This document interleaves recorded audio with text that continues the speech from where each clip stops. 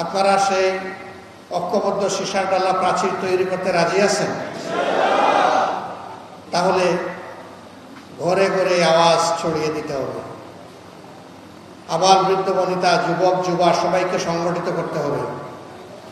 এখানে আমি দেখতে পাচ্ছি বয়স্ক মুরব্বীরা আছেন, প্রৌঢ়রা আছেন, তরুণ যুবকেরা আছেন, কিছু শিশুরাও আছে।